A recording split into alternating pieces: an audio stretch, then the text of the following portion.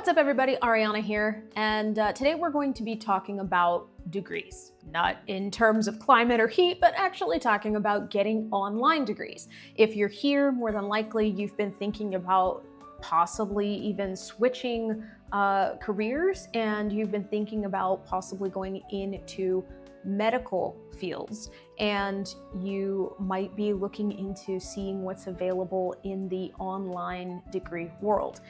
But most likely, if you're here, you also don't have time to waste, don't have money to waste, and want to make sure that you're making the smart choice. So we are going to talk a little bit here about the best healthcare online degrees, what you can expect those careers to be that open up for you with those degrees, how to keep the cost and credit transfer from becoming a horror movie, and also which ones might require licensure. So let's get into it so that you can make the best decision for you.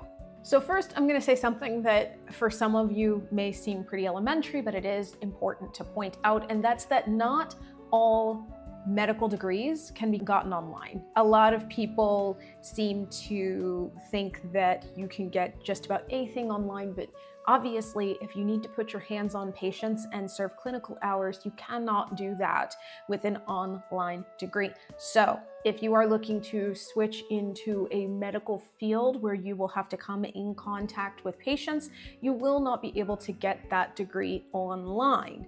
The good news, though, is that healthcare is a mixture of direct patient care and administrative work. And if you are looking for an administrative position, that is actually possible to get in an online degree. For example, you can look into hospital management, IT, public health, health education. So there are a number of options available that you would be able to access through an online degree. And those actually also, of course, benefit from online flexibility.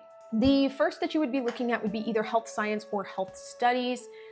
It's one of the most flexible degree paths out there. You could be looking at anything from becoming a healthcare coordinator to a medical office manager, and you don't require a license, which makes that a little bit simpler to get and a lot bit simpler to maintain. This is an ideal degree for you if you want to work in healthcare but you don't want to deal with direct patient care, or if you're already in a healthcare position but you want a little bit more upward mobility. It's technically considered a stepping stone degree towards something a little bit higher up, like public health or healthcare administration. Another job path available, speaking of healthcare administration, is healthcare administration or health management. It's a very strong online option, one that a lot of people are looking for degrees in when they are looking to fill vacant positions. These are people who become administrators for hospitals or clinics, practice managers, insurance or compliance administrators. And for this one as well, you do not need licensure.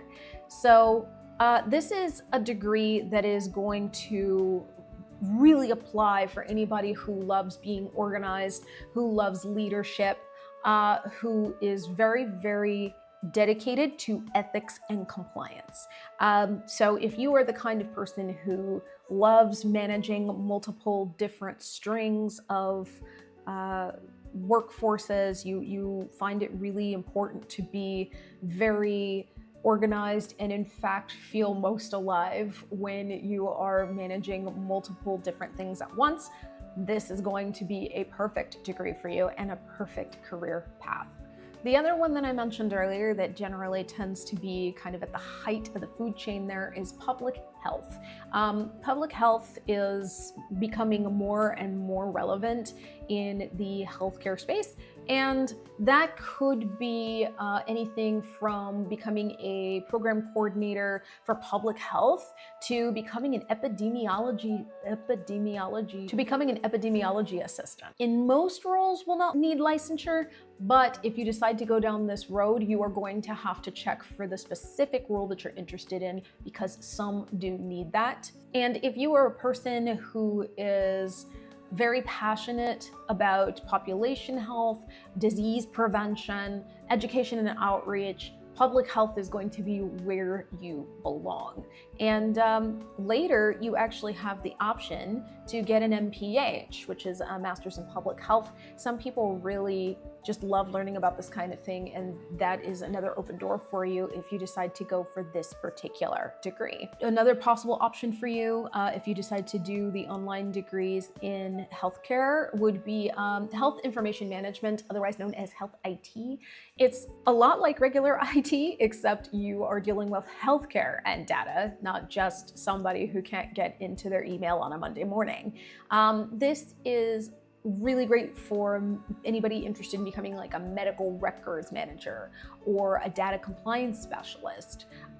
You do need required licensure or certifications in some cases. Most of the time they will be preferred but not required, but that is something to think about if you are looking at this particular path. It's really a fast growing path. So if you are somebody who generally likes to work with data and with computer science, this is going to be a fantastic degree for you. Because all health records at this point are pretty much electronic, there is a very vast need for people with this degree. Now, if you're here and you're like, but I wanted to be a nurse or I wanted to work in a clinical setting, like I said, you cannot do that completely online. However, there are some online hybrid programs that would allow you to do some of your coursework online, and then the rest would be in-person direct patient interaction. So online, you would really be looking at mostly doing theory coursework or general education, but do keep in mind that if you decide to go down this road, that the coursework will need to be completed online, and then the interaction with patients would need to be done in person. There is no way around that. So before we start getting into costs, credit transfers, all that good stuff, I did want to highlight for a second a very quick rule of thumb when it comes to licensure and non-licensure requirements. An easy way to kind of remember whether or not you're going to need licensure and whether or not that's going to play into your degree or certification is that if the job involves diagnosing, treating, or touching patients at all, there will need to be licensure and in-person training. If the job does not, and it's about systems, policies, data coordination, data collection, you typically are not going to need licensure. And so if you are not wanting to trouble yourself with licensure, perhaps you want to look into one of the ones that we mentioned earlier, where you will not need to come into direct contact with anybody, like IT management or clinic management. Now, a lot of people get very concerned about cost, understandably. These kinds of things are very, very difficult and can make it so that you don't want to be degree poor trying to make yourself happy in a new career. And so let's kind of take a good look at this for a second. If you are looking at this degree as a way to transfer, you want to make sure that your program is easily transferred into, that the tuition is transparent, that there are no hidden fees, no hidden interest rates. You want to make sure that you are looking at something that is completely and utterly honest about what it is that you have to look forward to. You also want to make sure that you are looking for classes that are going to be very flexible and open to your schedule. And that is where you want to be very picky about the school that you pick. If you need a suggestion, our personal favorite is the University of People. The University of People specifically is proud to say that they have tuition-free degree programs. Their healthcare related degrees are all accredited, and they are so used to working with adults and people who are trying to transfer into new careers that their transfers are very easy. They work with adults on a regular basis. They're very, very good at making sure that things work with your schedule on your time and still get you where you want to be in the end. They even have transfer credit acceptance for prior coursework. So if you already did a little bit of the work, you don't have to do it again in some cases.